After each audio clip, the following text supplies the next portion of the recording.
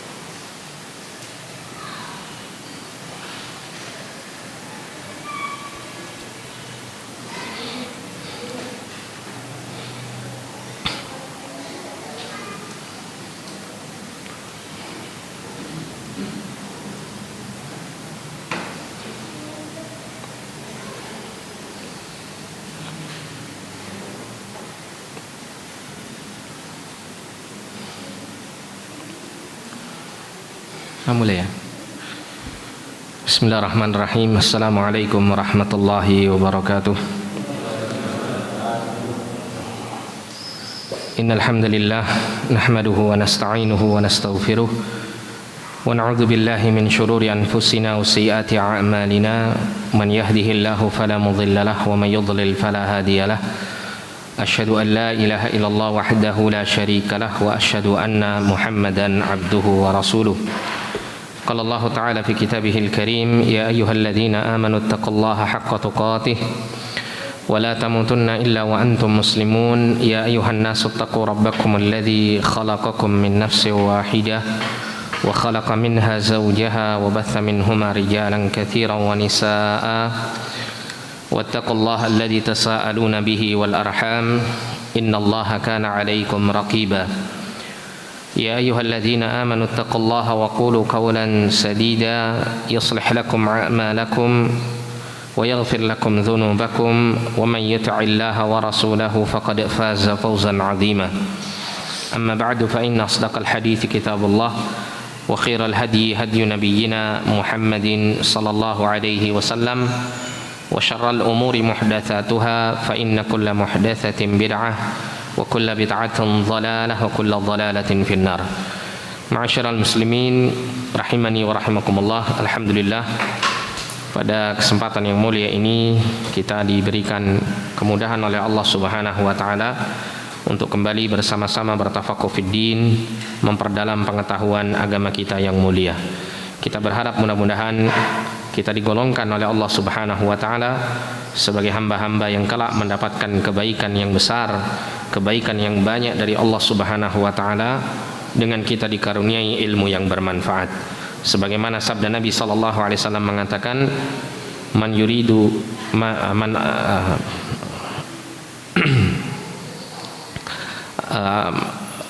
yuridullahu bi khairin ya, man yuridullahu bi 'abdi khairan ya, yufaqihu fid din. Barang siapa yang Allah taala kehendaki ya seorang hamba itu mendapatkan kebaikan yang banyak, maka Allah ya yufaqihu fid din, Allah akan fahamkan hamba tersebut dalam urusan agamanya. Tapi kita melanjutkan pembacaan kitab Al-Wajiz fi Fiqh Sunnati wal Kitabil Aziz pada Kitabul Buyu' atau kitab tentang jual beli. Kita sampai pada poin yang ke-12. Qala al-muallif rahimahullah hafizahullah. Jadi penulis mengatakan ya pada poin yang ke-12, Allah menghalalkan jual beli. Ini kalau dalam kitab saya halamannya 655. Dalam kitab Al-Buyu' ya, atau jual beli. Poin yang ke-12. Allah menghalalkan jual beli.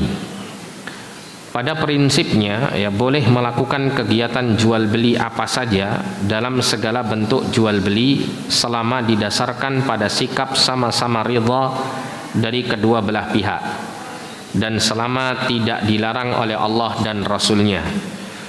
Jadi halalnya jual beli ini ya, ini disebutkan di dalam Al-Quran, dalam As-Sunnah dan ijma' kaum muslimin.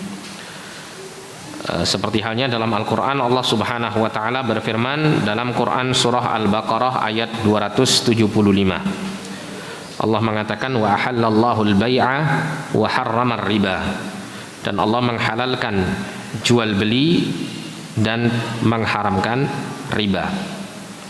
Termasuk juga Anda bisa baca ya dalilnya pada bab yang pertama dalam Kitabul Buyu' berkaitan dengan disyariatkannya jual beli, itu diantaranya dalam firman Allah surat An-Nisa ayat 29. Allah mengatakan ya ayyuhalladzina amanu la ta'kulu amwalakum bainakum bil batili illa an takuna tijaratan an taradin minkum. Allah mengatakan wahai orang-orang yang beriman, janganlah kalian makan harta-harta di antara kalian dengan cara yang batil, kecuali dengan perdagangan atau jual beli yang berlaku dengan suka sama suka di antara kalian. Ini adalah dalil dari Al-Quran. Sedangkan dari hadis Nabi SAW diantaranya ya, Nabi mengatakan al-bay'ani bil khiyari ma lam yatafarraqa.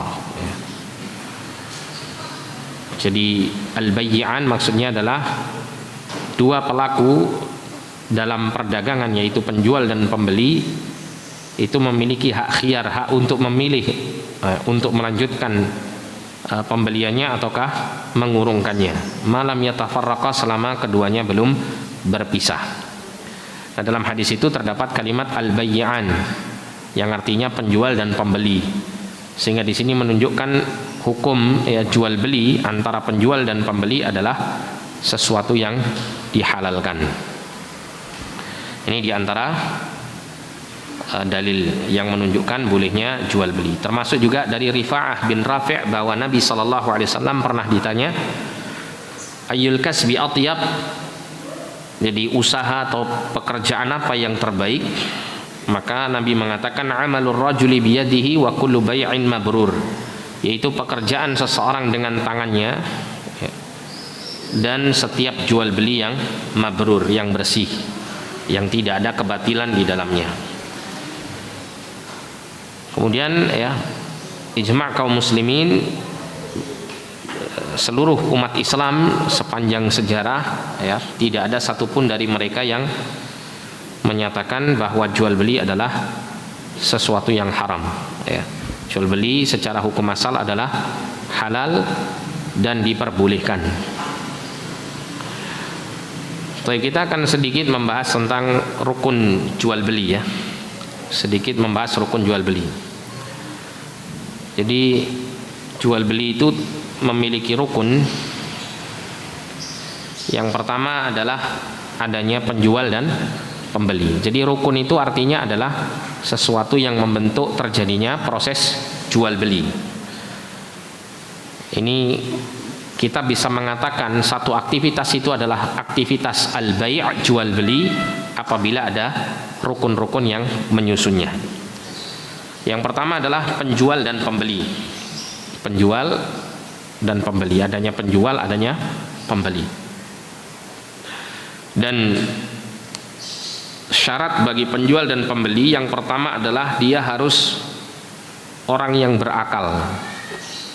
Dia harus orang yang berakal. Dia bukan orang gila. Ya.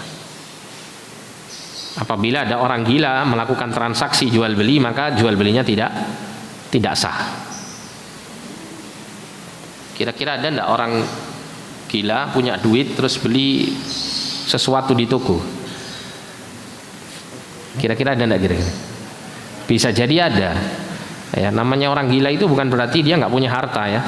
Bisa jadi dia punya harta. Ya. Bisa jadi dia punya harta. Cuman karena dia adalah orang yang tidak berakal, maka tidak sah ya, jual belinya.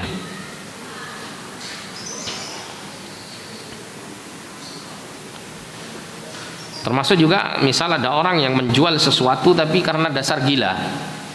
Ya. Dia orang gila, kurang sehat akalnya, terus dia menjual sesuatu, maka ini juga merupakan apa? Penjualan yang fasid, ya, penjualan yang tidak sah. Maka wajib berakal baik penjual maupun pembeli. Kemudian yang kedua adalah penjual dan pembeli harus orang yang sudah baligh.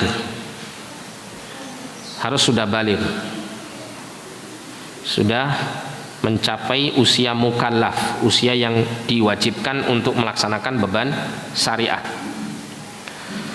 Nah, sehingga di sini apabila ada seorang anak yang belum baligh, kemudian dia melakukan transaksi jual beli, maka jual belinya tidak sah. Ya.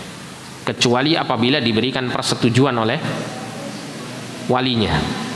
Contoh misalnya berkaitan dengan hal ini. Misal ada seorang anak mungkin mendapatkan warisan yang besar dari orang tuanya yang meninggal, dia punya duit miliaran misalnya, dan dia tahu pada saat itu karena dia sudah mumayyiz ya, sudah bisa membedakan mana ini benar mana ini salah. Dia tahu bahwa dirinya punya duit banyak, dan dia tahu duit banyak itu dia bisa beli apa saja yang dia sukai. Tapi dia belum baligh. Maka ketika itu dia meminta ya, misalnya sebagian besar atau sebagian uangnya dengan nilai nominal yang besar, dia datang ke toko sendirian atau diantar seseorang yang bukan walinya, terus kemudian dia membeli barang yang mahal, maka ini tidak sah ya proses jual belinya ya, kecuali apabila walinya memberikan persetujuan bahwa apa yang dibeli oleh si anak tersebut disetujui oleh si wali, entah walinya itu pamannya atau orang dewasa yang memang menjadi hadhanah, ya, memberikan pengasuhan kepada si anak ini sehingga bisa mengarahkan anak ini kepada penggunaan harta yang tepat. Maka boleh apabila diberikan persetujuan oleh si wali. Kecuali apabila anak-anak kecil yang belum baligh ini dia melakukan perdagangan atau jual beli dengan barang-barang yang remeh dan murah. Seperti misalnya anak-anak kita ketika minta duit untuk beli jajan. Pak, saya mau beli jajan, tolong saya dikasih uang. Anda kasih misalnya 1.000, 2.000 atau 5.000 misalnya. Terus anak ini beli jajan di toko. Maka harga barang berupa jajan-jajan ini adalah harga yang kecil nilainya, maka yang seperti ini sah jual belinya. Ya, anak-anak ini sah untuk jual beli. Atau misalnya si anak ini ya membeli jajan di kantin sekolahnya atau di sekitar rumahnya, maka ini sah jual belinya. Jika nilainya kecil. Kemudian tidak disyaratkan dalam jual beli penjual maupun pembeli harus sama-sama muslim. Ya, tidak disyaratkan seperti ini. Artinya seorang penjual boleh dia dari kalangan orang kafir atau dari kalangan orang muslim, demikian pula pembelinya. Tidak ada kewajiban bagi penjual dan pembeli untuk sama-sama muslim di sini. Dan ini terjadi di masa Rasulullah SAW. Rasulullah bermuamalah, melakukan jual beli bersama orang-orang Yahudi yang mana mereka adalah orang-orang kafir, sehingga di sini tidak ada isyarat yang menunjukkan adanya larangan tersebut. Tapi kemudian yang rukun kedua, tadi rukun pertama adanya pembeli dan penjual. Rukun yang kedua adalah adanya ijab dan qabul, ijab qabul, atau adanya akad ya, transaksi. Jadi ijab qabul itu satu ungkapan yang menyatakan keridhaan dalam proses jual beli. Entah penjual mengatakan saya menjual barang saya dengan harga sekian, atau pembeli mengatakan saya beli barang Anda dengan harga sekian. Ini adalah ijab dan qabul. Dan ini tidak harus bentuknya ungkapan lisan dengan lafaz, akan tetapi ini ijab qabul ini berkaitan erat dengan uruf, kebiasaan. Artinya apabila kebiasaan di lingkungan tersebut ya, bahwa proses jual beli itu bisa terjadi tanpa harus mengucapkan saya jual atau saya beli, dan itu sudah dipahami betul oleh masing-masing penjual dan pembeli secara uruf, kebiasaan masyarakat di situ, maka sah ijab qabulnya, sah proses jual belinya, sah akadnya. Seperti contoh misalnya Anda kalau masuk ke minimarket, tentu di situ ya banyak sekali barang-barang yang disediakan untuk dijual, dan Anda memahami bahwa barang-barang itu mesti dijual dengan harga yang telah tertera di rak-raknya. Kemudian Anda mengambil beberapa barang, kemudian Anda bawa ke kasir. Di situ kasir tidak mengatakan, Pak saya jual barang-barang ini, tidak. Dan Anda juga tidak mengatakan tolong ya saya beli barang-barang Anda ini. Juga Anda tidak mengatakan demikian. Anda hanya membawa barang-barang itu, Anda letakkan di meja kasir. Kasir kemudian menghitung nilai dari harga barang yang Anda beli tadi. Kemudian kasir hanya mengatakan ya semua total 100.000 misalnya. Kemudian Anda mengeluarkan uang 100.000. Selesai. Kemudian terjadi perpindahan barang antara penjual dan kepada pembeli. Nah, ini adanya proses ijab qabul, tapi tidak ada ucapan atau sigat kalimat yang menunjukkan adanya jual dan beli. Namun di sini dibenarkan dan sah jual belinya karena proses seperti ini telah diterima oleh uruf, kebiasaan manusia, bahwa proses seperti itu adalah proses jual beli. Termasuk juga misalnya ya jual beli tadi saya lupa ya, untuk rukun pertama tadi kan ada pembeli sama penjual gitu ya. Misalnya ada orang membeli barang tapi nggak ada penjualnya. Contoh misalnya di beberapa negara-negara itu kan ada mesin gitu ya, mesin jual minuman atau mesin jual koran atau makanan atau semacamnya, yang mana seseorang itu ketika ingin membeli barang dari mesin tersebut, dia memasukkan nilai harga dari barang-barang itu dengan uangnya, kemudian dia mendapatkan barang yang dijual melalui mesin tersebut. Seakan-akan di situ tidak ada penjualnya. Sah tidak kira-kira jual belinya? Hah? Kenapa kok bisa sah? Diwakili oleh mesin. Iya, pada hakikatnya itu ada penjualnya gitu ya. Akan tetapi penjual tidak ada di tempat. Ya, namun penjual telah memberikan ya satu mesin atau satu alat tertentu yang sudah dipahami oleh manusia bahwa ketika dia menginginkan untuk membeli barang tersebut, dia harus melakukan ya cara-cara tertentu dengan memasukkan uang ke dalam mesin tersebut. Ya, bukan berarti tiba-tiba barang itu ada muncul dengan sendirinya tanpa ada penjual gitu ya. Termasuk juga diantara yang sering kita lihat adalah seperti kantin kejujuran. Ada barang-barang disediakan di toko, yang disediakan di situ hanya sebuah kotak misalnya. Silakan Anda bayar, Anda masukkan uang ke dalam kotak tersebut. Si penjualnya nggak ada. Maka yang seperti ini tetap sah transaksinya karena sebetulnya si penjual ada. Akan tetapi penjual tidak secara langsung ya melayani pembeli, namun diberikan tempat tertentu untuk membayar. Kemudian yang tadi masalah ijab qabul ya. Masalah ijab qabul ini yang harus diperhatikan di sini adalah dalam ijab qabul tidak boleh bertentangan. Tidak boleh bertentangan. Apa maksudnya tidak boleh bertentangan? Jadi begini. Misalnya seorang penjual mengatakan, saya menjual makanan A dengan harga 20.000. Kemudian pembeli mengambil barang yang lain, minuman misalnya. Baik saya beli minuman Anda dengan harga 10.000 misalnya. Nah, ini adanya pertentangan. Si penjual mengatakan menjual makanan A, si pembeli mengambil minuman A misalnya, atau minuman B. Ini adanya pertentangan. Atau misalnya si penjual menjual makanan A, saya menjual makanan A, kemudian si pembeli mengambil makanan B.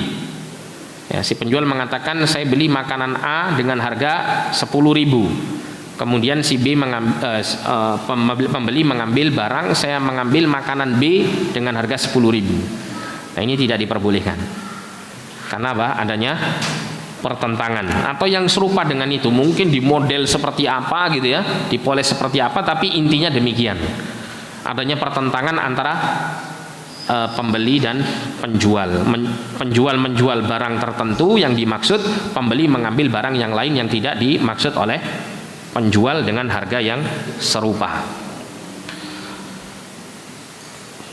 Kemudian kalau dalam bahasa Arab itu ada namanya sighat madhi.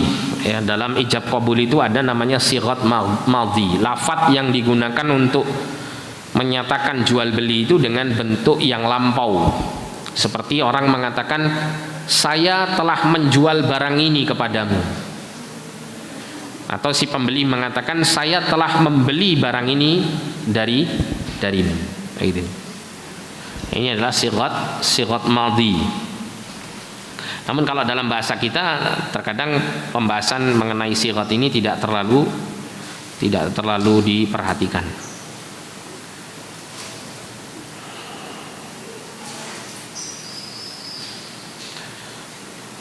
Oh iya, tadi masih ada dua hal lagi yang berkaitan dengan tidak boleh bertentangan. Kita sedikit kembali ke tidak boleh bertentangan tadi.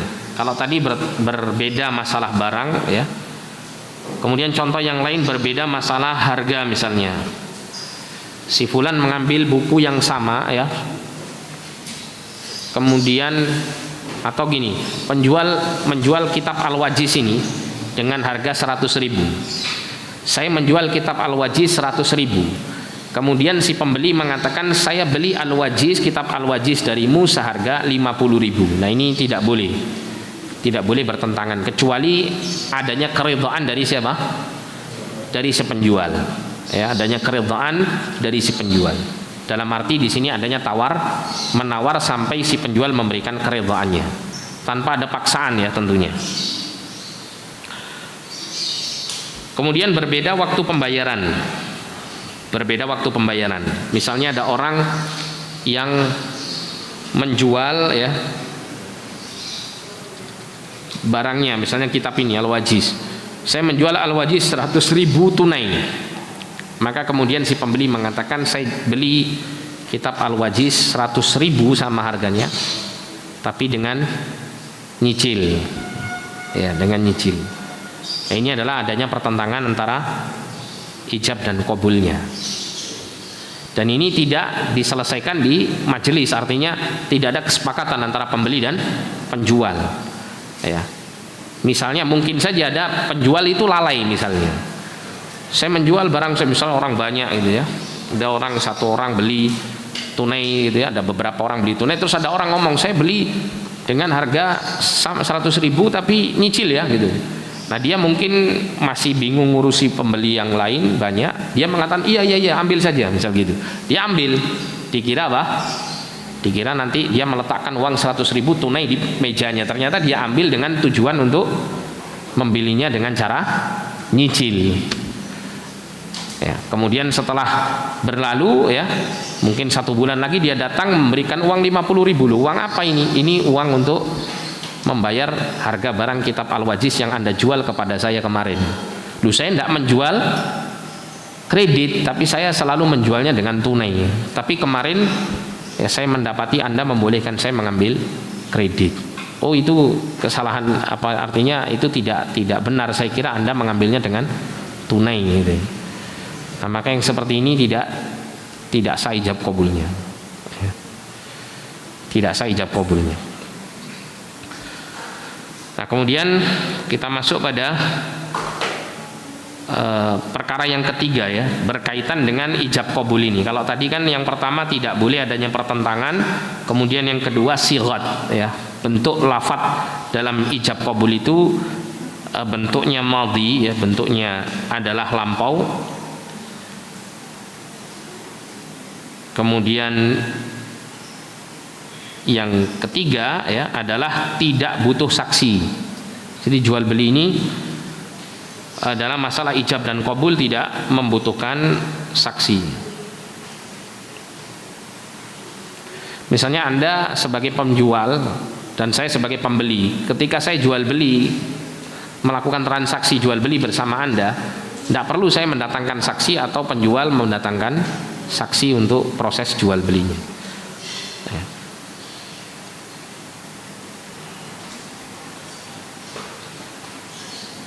Nah, kemudian rukun jual beli yang pertama tadi apa?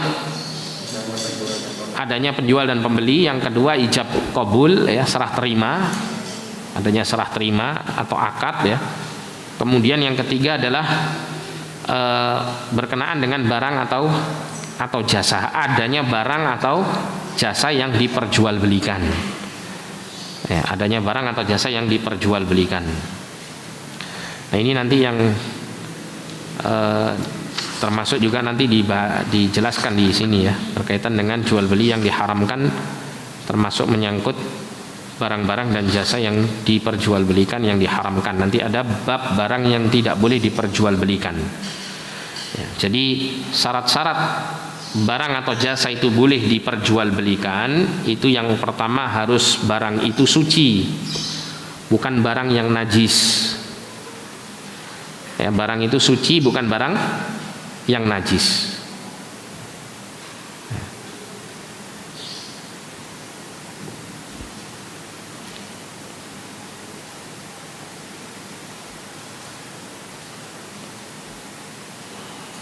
Seperti misalnya seseorang menjual apa?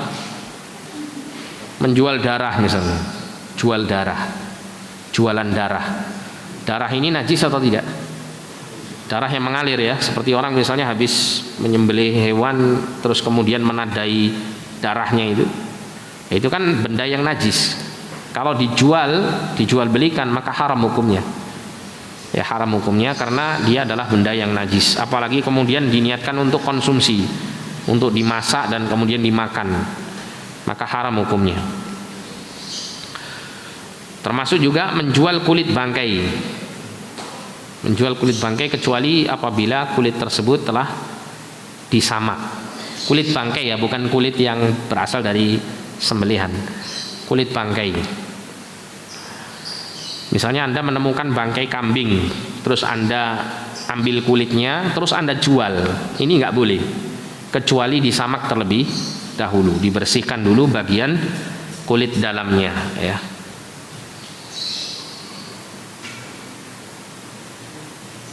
Maka ini boleh ya, karena dia sudah suci. Idza dubighal ihabu ya faqat tahura.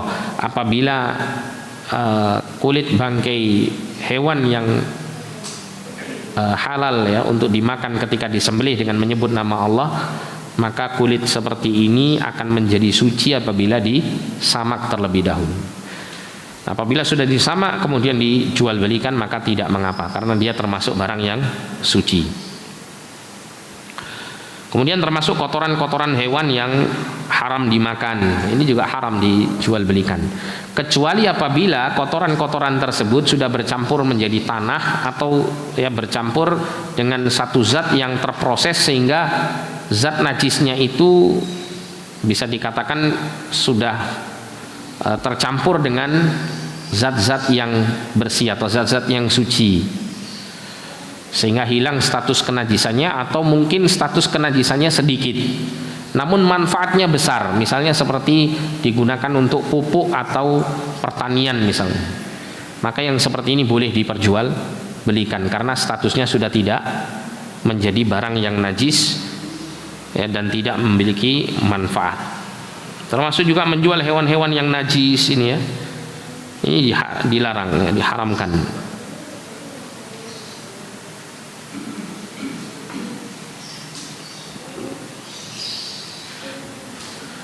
Kemudian yang berikutnya, barang dan jasa yang boleh diperjualbelikan itu adalah yang memiliki manfaat, yang memiliki kemanfaatan.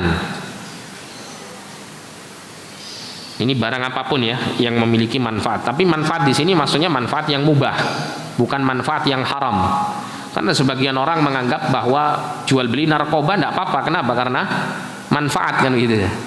Manfaat bagi pembelinya, manfaat untuk bikin hilang stres misalnya. Nah ini haram. Kenapa? Karena manfaatnya bukan manfaat yang mubah, tapi manfaat yang haram. Ya, jadi maksud daripada manfaat di sini adalah sesuai dengan koridor syariat yang dihalalkan dan mubah. Namun apabila barang itu tidak memiliki manfaat dalam artian memberikan kemudaratan, maka haram hukumnya. Ya, haram hukumnya. Memiliki kemudaratan haram hukumnya. Oleh karena itu begini. Ya, misal Anda menjual barang yang bisa memberikan manfaat juga bisa memberikan mudarat. Maka di sini nanti Anda akan melihat dari sisi tujuan si pembeli. Digunakan untuk manfaat ataukah mudarat. Contoh misalnya Anda jual pisau atau Anda jual pedang misalnya. Ini kan bisa memberikan manfaat tapi juga bisa memberikan kemudaratan. Maka Anda ketika menjual barang tersebut, Anda juga harus perhatian dengan siapa yang membelinya. Kalau Anda yakin betul si pembeli ini adalah seorang pembunuh, atau dia memiliki niat untuk membunuh saudaranya yang lain atau orang lain dengan pedang yang Anda jual, maka haram bagi Anda untuk menjual pedang itu kepada orang lain, kepada orang tersebut. Kalau Anda betul-betul tahu gitu ya, Anda yakin orang ini mesti kalau beli pedang saya pasti dibikin untuk membunuh atau merampok dan seterusnya. Ya, tapi kalau tidak demikian maka Anda boleh menjualnya kepada siapa saja yang Anda yakini tidak melakukan sesuatu yang membahayakan dengan pedang yang Anda jual. Karena pada hakikatnya benda tersebut masih memberikan manfaat. Ada juga manfaat ya, benda tersebut dianggap sebagian orang manfaat, tapi menurut agama adalah mudarat.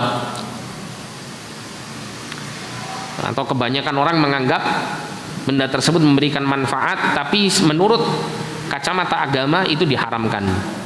Contohnya seperti apa? Contoh seperti jual beli alat musik, alat-alat musik, ya, jual keyboard, organ piano, kemudian apa lagi, gitar dan seterusnya. Ini menurut masyarakat manfaat. Kenapa? Karena mengeluarkan suara yang merdu ya, bisa untuk dinikmati dan seterusnya. Akan tetapi dalam agama diharamkan ya seseorang itu memiliki alat-alat musik dan menggunakannya, apalagi memperjualbelikannya. Maka yang seperti ini tidak diperbolehkan seseorang menjual barang-barang demikian. Kemudian selanjutnya yang berkaitan dengan barang dan jasa yang harus ada dalam proses jual beli, ini juga yang perlu diperhatikan adalah barang tersebut harus dimiliki oleh pemiliknya atau penjualnya. Harus dimiliki, ya, harus dimiliki. Dia tidak menjual barang yang bukan miliknya. Kalau seandainya si penjual ini ingin menjual barang yang bukan miliknya, maka wajib bagi dia untuk menjadi wakil, ya, wakil bagi pemilik barang tersebut dengan mendapatkan kerelaan dari pemilik barang. Jadi tidak boleh kemudian Anda ya, misalnya ya, Anda lewat rumah, kemudian rumahnya bagus, ditulisi dijual. Anda foto rumah tersebut, kemudian Anda jual rumah itu tanpa sepengetahuan atau tanpa adanya kerelaan dari si pemilik rumah dengan mungkin harga yang sangat tinggi. Dari situ Anda akan mendapatkan apa? Keuntungan yang besar. Misalnya rumah itu dijual sama pemiliknya 600 juta, Anda jual 1.200.000 dan laku. Ya, dan laku. Misalnya orang itu barang itu Anda jual dengan hanya bermodalkan memfoto rumah tersebut tanpa mendapatkan izin ya dari pemiliknya, dengan mendapatkan 1.200.000.000 ya. Kemudian ada pembelinya Anda ajak ya untuk mengadakan transaksi dengan Anda, terus kemudian ya Anda melakukan transaksi bersama pemilik rumahnya, maka ini ya tidak diperbolehkan ya, karena barang itu yang Anda jual adalah barang yang bukan milik Anda, atau Anda bukan sebagai perwakilan bagi pemilik barang.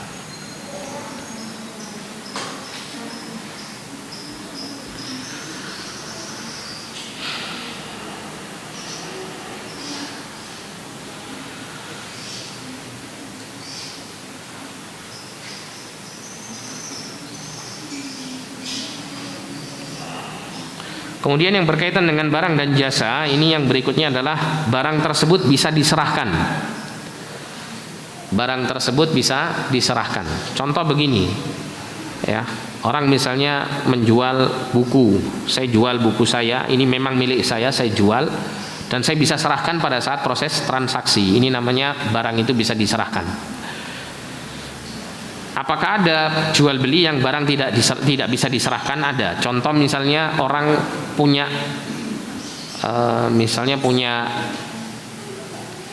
punya burung lah gitu ya. Punya burung merpati misalnya. Proses jual beli.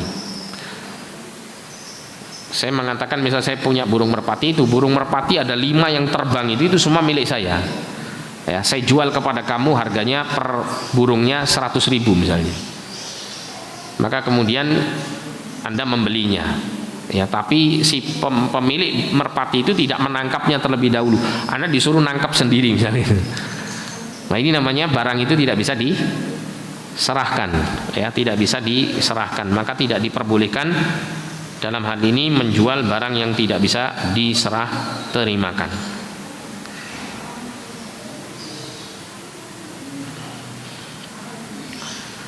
Kemudian yang berikutnya adalah harus diketahui keadaan barang tersebut. Jadi bukan membeli kucing dalam karung misalnya gitu ya. Harus mengetahui si pembeli keadaan barang yang dijual.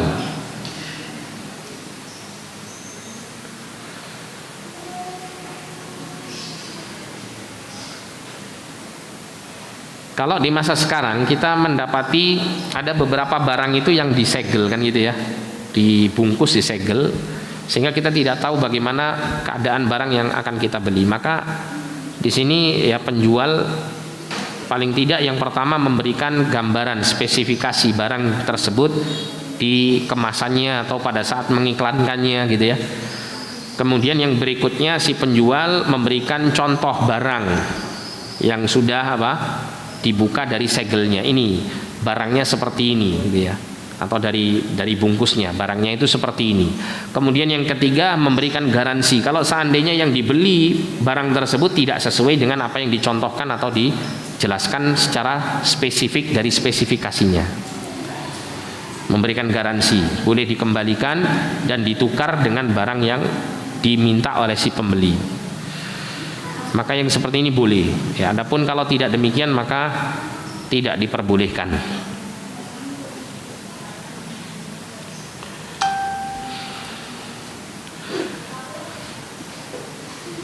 Nah, ini adalah hal-hal yang berkaitan dengan barang dan jasa. Jadi ada 3 rukunnya tadi. Adanya penjual dan pembeli, kemudian adanya ijab dan qabul, ijab qabul, dan yang ketiga adalah adanya barang dan jasa yang diperjualbelikan. Kemudian dalam jual beli ini ya,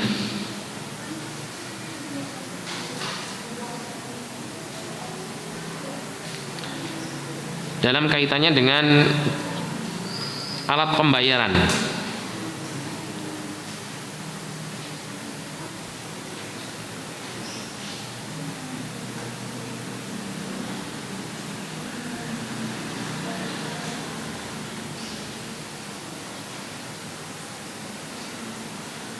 yaitu seperti jual beli mutlak.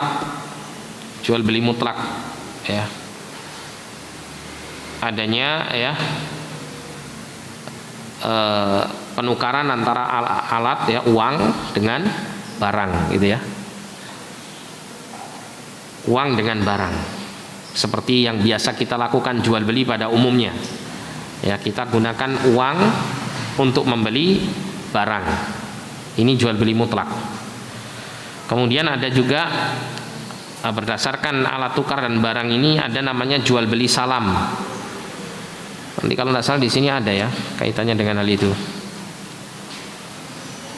Tapi ini gambaran secara ringkasnya ya. Jual beli salam itu artinya adalah adanya apa? Tukar hutang dengan barang, maksudnya uang dulu diberikan, kemudian apa? Barangnya belakangan. Ya, jadi uang itu dibayarkan terlebih dahulu di depan, kemudian barang belakangan. Jadi adanya hutang dengan barang. Kemudian ada namanya shorof. Shorof itu tukar uang dengan uang. Uang dengan uang ini maksudnya adalah uang satu dengan uang yang kedua yang saling ditukar menukarkan ini adalah uang yang sah sebagai alat jual beli atau alat tukar menukar jual beli dalam jual beli. Ya.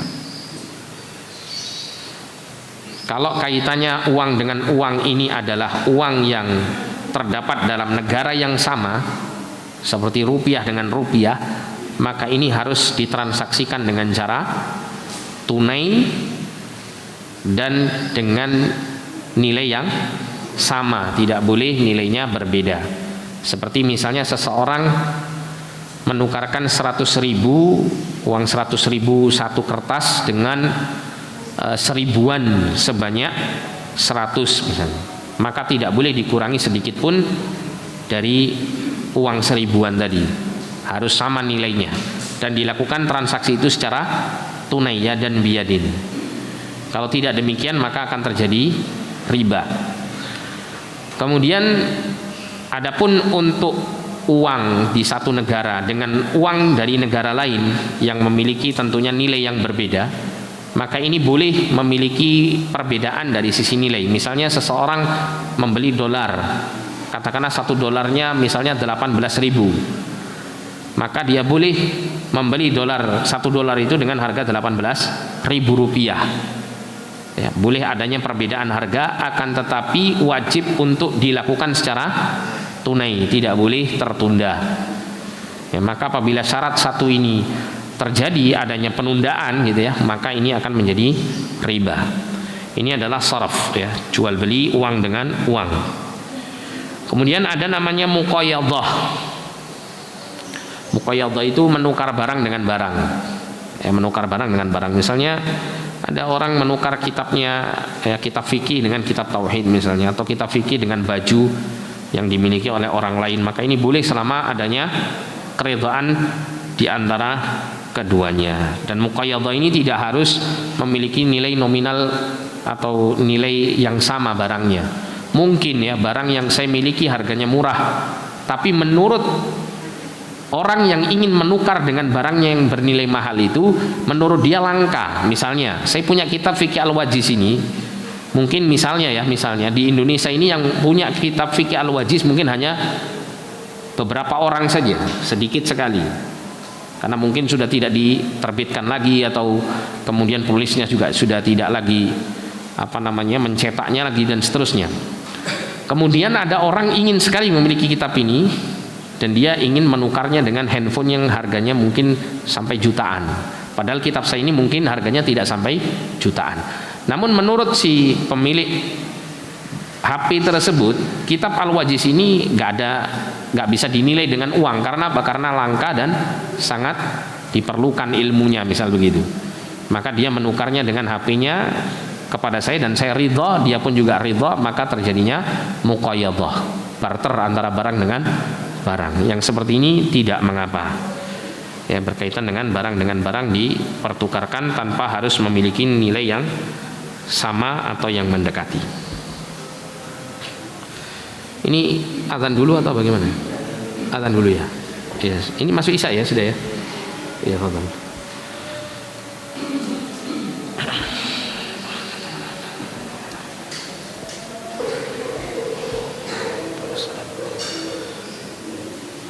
Tadi berdasarkan alat tukar dan barang ya.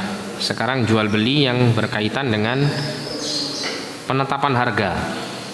Berkaitan dengan penetapan harga. Di sini ada 3 jenis ya jual belinya. Ini sebetulnya enak kalau pakai papan gitu ya, ditulis nanti dibuatkan diagram supaya bisa. Tapi sudah telat. Sudah kebanyakan ini. Nulisnya kelamaan nanti. Antum buat sendiri nanti ya. Nanti saya ulang sedikit, nanti antum buat sendiri. Tapi berdasarkan penetapan harga ada 3. Yang pertama adalah bai' musawamah. Apa bai' musawamah itu? Yaitu pihak penjual ini tidak menyebutkan nilai modalnya ketika dia menjual barang. Jadi dia langsung mengatakan saya menjual barang ini dengan harga sekian tanpa dia menyebutkan modalnya. Maka ini namanya bai' musawamah, dan ini sering kita lakukan ya dalam proses transaksi jual beli. Kemudian ada bai' amanah, jual beli amanah. Jadi pihak penjual ini menyebutkan modalnya dan kemudian dia menjual dengan harga sekian. Misalnya begini, terkadang kita menemukan ada orang menjual barang itu dengan mengatakan saya belinya harga 10.000 ya, kemudian saya jual kepada Anda dengan harga 15.000, maka saya mendapat untung dari menjual barang ini 5.000. Nah ini namanya bai' amanah. Bai' amanah, jual beli yang bersifat menyebutkan modal dan harganya sehingga diketahui berapa untung yang diperoleh oleh si penjual. Kadang kita menemukan begini kan ya, transaksi begini. Saya dulu belinya misalnya 20.000, atau saya kemarin belinya 20.000, Anda beli lebih dari 20.000, misalnya 25 gitu. Ini namanya bai' amanah. Kemudian yang ketiga adalah muzayadah. Muzayadah itu artinya saling melebihkan, berlomba-lomba untuk saling menambahi. Itu namanya muzayadah. Pakai zai ya, muzayadah. Ini kalau dalam bahasa kita sering kita sebut dengan istilah lelang. Melelang barang. Dengan cara misalnya misal saya melelang kitab saya yang langka ini kepada antum sekalian di sini. Saya mengatakan saya akan melelang barang ini dengan membuka harga 100.000. Maka di antara antum ada yang mengatakan baik saya beli 100.000. Mungkin yang lain ada yang berani menambahkan dari 100.000, saya mengatakan demikian. Maka yang lain mengatakan saya berani 110.000. Mungkin ada yang lain mengatakan 120.000, sampai misalnya harga barang ini terjual sampai 150.000 misalnya. Saya berani 150.000. Kemudian saya menanyakan kepada yang lain apakah ada yang lebih daripada 150. Semuanya diam, tidak ada. Maka saya ketok palu istilahnya gitu ya, bahwa barang ini terjual kepada fulan dengan harga 150.000. Terus kemudian terjadi akad transaksi. Maka yang seperti ini boleh atau tidak? Dibolehkan atau tidak? Kok tidak ada yang jawab? Boleh ya, tidak apa-apa, tidak mengapa, asalkan yang pertama tidak ada unsur penipuan di situ dalam arti atau kecurangan, dengan adanya istilah bahasa kita kong kali kong antara penjual dengan oknum tertentu yang disuruh oleh si penjual untuk terus meng-up harga. Kadang kan ada begitu ya. Mungkin dalam jual beli yang saya lakukan tadi ya, berkaitan dengan lelang tadi, mungkin saya menyuruh 1 atau 2 atau 3 orang di tengah-tengah antum di sini yang untuk meng-up harga. Misalnya saya buka dengan harga 100. Si fulan tadi mengatakan saya berani 120. yang saya suruh tadi ya, 120. Kemudian tentunya akan menarik orang lain untuk meninggikan harga belinya. Orang lain mengatakan saya berani 130. Nah, nanti yang saya suruh tadi untuk orang kedua, karena kalau orang sama-sama orang nanti iya istilahnya curiga nanti orang kan gitu ya. Mungkin orang lain, oh saya berani 140. Nah, nanti ada penjual lain atau pembeli lain yang mengatakan 160 misalnya dan seterusnya. Ini yang untuk meng-up, ini tidak boleh. Kemudian yang kedua yang tidak diperbolehkan dalam lelang itu adalah kalau barang itu sudah deal terjual dengan harga 150.000 misalnya oleh si fulan yang membeli dan terjadi akad, maka tidak boleh orang ketiga menyerobot. Misalnya dia tiba-tiba datang kepada si penjual mengatakan saya sebetulnya berani untuk beli 160.000 dan kalau memang Anda setuju saya siap bayar sekarang juga. Padahal si penjual sudah deal dengan apa?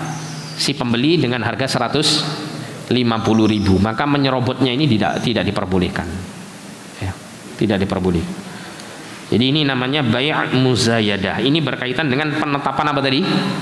Penetapan harga. Kemudian berdasarkan waktu serah terimanya barang dan uang. Ya. Waktu serah terima. Ada yang namanya tunai, ya. Serah terima barang secara tunai. Jadi ada uang, ada barang secara tunai diserah terimakan atau ditransaksikan. Kemudian yang kedua adalah ada yang namanya salam seperti yang disebutkan tadi ya, yaitu uangnya tunai, barangnya tertunda, barangnya hutang. Uangnya tunai, barangnya hutang. Seperti orang misalnya saya pesan kepada antum belikan saya laptop dengan ciri khas demikian. Ini uangnya, nah, diberikan ketika di depan. Nah, maka kemudian si penjual akan mencarikan laptop yang sesuai dengan spesifikasi orang yang memesan tadi, ya, dengan menggunakan uang yang diberikan di awal. Ya, setelah dia mengambil keuntungan tentunya di situ, ya, ditaksir laptop yang dibeli oleh si fulan ini harganya sekian. Misalnya harganya 10 juta. Terus kemudian si penjual mengatakan baik harganya 12 juta. Akhirnya diberikan 12 juta secara tunai di depan. Kemudian si penjual mencarikan barangnya dan dia mendapatkan barang itu dengan harga 10 juta. Kemudian dengan cara kredit. Ini yang ketiga ya, waktu serah terimanya dengan cara kredit. Maksudnya apa? Barangnya dulu baru uang belakangan, atau uangnya nanti dicicil. Tapi yang jelas barang sudah diperoleh duluan. Maka ini dibolehkan.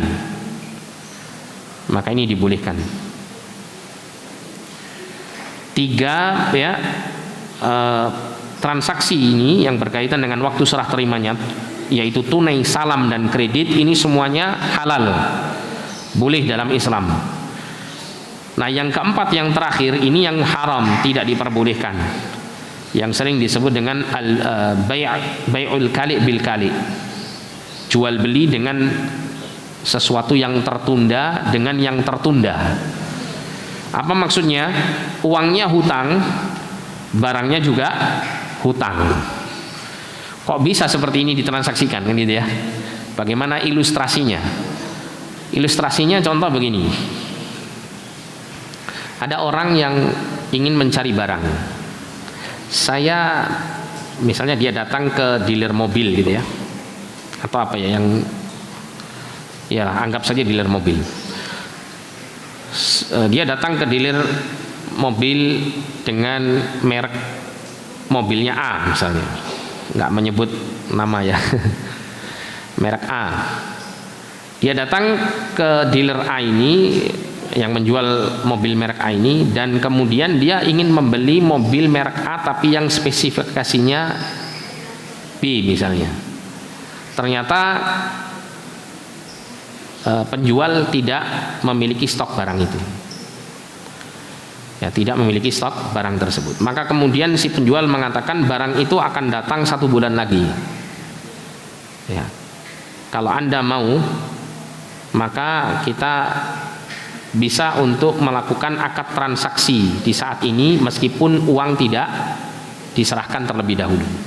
Yang penting Anda terikat dengan akad ini bahwa nanti kalau 1 bulan barang itu sudah datang atau sudah terbeli dari kami, maka kami akan menjualnya kepada Anda dan tidak boleh mundur. Tidak boleh mundur. Maka kalau ini terjadi transaksi ini, baik si pembeli mengatakan baik kalau memang tidak ada barangnya 1 bulan lagi, baik saya akan beli barang itu nanti 1 bulan lagi, tapi uangnya tidak saya berikan saat ini. Nanti menunggu ada barang dan ada uang. Tapi ini akad sudah terjadi. Artinya pada saat barang itu datang, si pembeli wajib membeli barang dari si penjual. Maka ini tidak diperbolehkan. Ini termasuk transaksi yang diharamkan. Jadi jual beli kali bil kali itu ada 4 hal 4 hal yang perlu kita perhatikan. Yang pertama kalau misalnya si pembeli itu tidak membayar harga barang tersebut secara tunai. Misalnya mungkin dengan DP kalau dalam istilah jual beli sekarang ini. Atau mungkin inden yang ada DP gitu ya. Misalnya orang itu datang ke dealer motor atau dealer mobil, saya ingin beli mobil A. Mobil A ini akan ada di bulan berikutnya. Kalau di bulan ini sudah habis. Kalau Anda memang mau beli, Anda bayar DP-nya dulu sebagai kesanggupan untuk kelak menyelesaikan akad di saat mobil itu datang. Tapi akad itu sudah dibuat di awal. Anda DP dulu. Anda bayar sebagian harganya, nanti Anda lunasi ketika barang telah datang. Maka terjadilah transaksi ini. Maka ini tidak diperbolehkan. Kenapa? Karena pembeli belum membayar secara tunai. Kecuali kalau pembeli itu membayar secara tunai, baik saya akan bayar harganya mobil tersebut secara tunai saat ini. Tolong belikan atau sediakan barang yang saya pesan ini. Maka ini namanya apa? Bai' salam, dan ini boleh. Ini diperbolehkan. Tapi kalau hanya sekedar DP ini tidak diperbolehkan.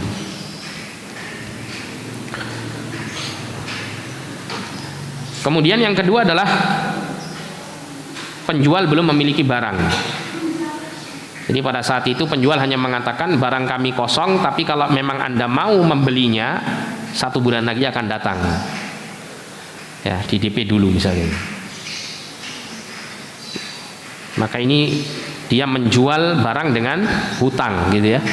Dan pembeli pun membelinya dengan hutang. Kenapa? Karena hanya membayar DP-nya saja, masih ada hutang sisanya. Ini sering kan Pak ya? Sering ini kalau misal Anda menemukan ada pameran atau semacamnya, kadang kan begitu. Ya Pak, ini kalau Bapak memang mau beli barang ini stoknya nggak ada. Cuman ini kan apa istilahnya itu? Contoh itu apa namanya? Display ya. Ini kan display saja, tapi nanti barangnya tidak seperti ini ya. Barangnya persis seperti ini tapi yang baru. Ini hanya display. Ya. Kalau mau beli, Anda cukup bayar DP saja, nanti sisanya Anda bayar ketika barang sudah sampai. Tapi nanti nunggu 3 bulan atau 2 bulan lagi misalnya. Nah ini namanya bai' kali bil kali. Jual beli hutang dengan hutang. Ya, caranya bagaimana untuk boleh? Anda bayar full. Anda pembeli, Anda bayar full. Ya, saya beli full, saya bayar di awal, di depan. Ya. Ini boleh karena dia bai' salam. Atau DP ini hanya untuk kesanggupan kalau Anda membelinya. Saya sanggup, atau apa ya istilahnya itu, kesungguhan Anda untuk memang ingin beli barang itu. Akan tetapi ini bukan sebagai apa? Akad yang mengikat, tapi hanya sekedar istilahnya kalau beberapa asatidzah kita itu sering menyebutnya dengan rencana akad kan gitu ya. Ini bahasa sini gitu intinya. Tapi intinya di sini belum ada akad yang mengikat antara satu dengan si penjual dengan si pembeli. Artinya misalnya barang itu sudah datang, sudah hadir, ternyata Anda mengurungkan niatnya, niat Anda urungkan, Anda tidak jadi beli, maka uang yang diberikan tadi sebagai kesungguhan Anda untuk memesan barang tersebut itu harus dikembalikan. Ya, dikembalikan karena belum ada terjadinya akad. Tapi kalau DP kan tidak ya. DP itu sudah masuk kan gitu. Dengan diikatnya adanya akad yang satu dengan yang lain saling mengikat. Kemudian penjual hanya sebagai orang yang kulaan barang saja, dan dia bukan seorang produsen, bukan yang membuat barang itu, atau dia masih ada kaitannya dengan produsen. Misalnya gini, produsen itu kan kadang-kadang memiliki marketingnya kan gitu ya. Dia punya pabrik, dia juga punya unit yang menjual. Nah ini orang-orang yang menjualkan barang produsen ini, yang masih ada satu atau yang masih satu perusahaan, satu naungan dengan produsen ini masih ada sangkut pautnya dengan produsen. Ya, ada sangkut pautnya dengan produsen. Kalau seperti ini tidak apa-apa. Ya, kalau seperti ini tidak apa-apa. Tapi kalau misalnya dia bukan ini ya, tapi dia agen lepas, agen marketing lepas misalnya, saya ingin menjualkan barang Anda atau membeli, dia membeli barang kemudian dia jual. Nah pada saat dia biasanya menjual barang itu tapi kosong, kemudian ada orang lain membelinya, dia mengatakan sanggup mendatangkan barang itu di bulan berikutnya, tapi harus bayar DP dulu, atau mungkin diikat akad dulu tanpa harus bayar DP. Ini perkara yang disebut dengan jual beli kali bil kali. Ya, kemudian yang keempat ya sudah dilakukan adanya akad yang mengikat, ya bukan sekedar rencana akad saja. Artinya kalau ada orang yang telah menentukan akad ini ya, atau menentukan nanti saya akan beli ya, ini namanya sudah mengikatkan dirinya dengan akad transaksi tersebut, dan ini tidak diperbolehkan. Nah ini adalah berkaitan dengan jual beli ya. Dari sisi yang pertama tadi, dari sisi apa? Berkaitan dengan alat pembayarannya gitu ya. Kemudian yang berikutnya adalah dari sisi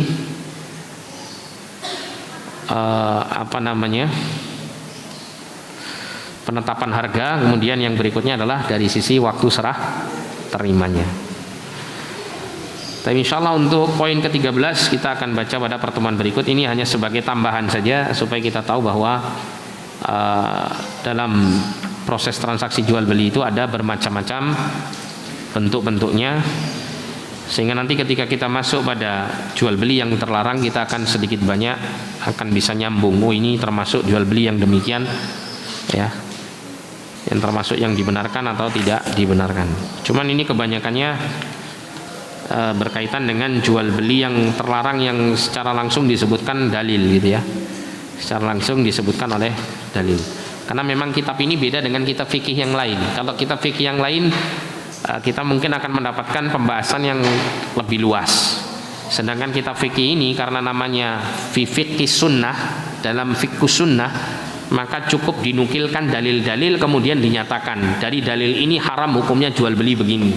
Dari dalil ini haram hukumnya jual beli begitu saja, tidak diluaskan dalam pembahasan ya, tidak diluaskan dalam pembahasannya.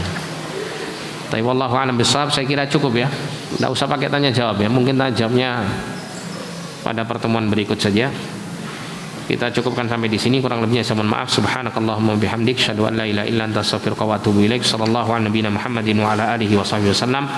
Wa akhiru da'wana alhamdulillahi rabbil alamin wa lakum minkum assalamu alaikum warahmatullahi wabarakatuh.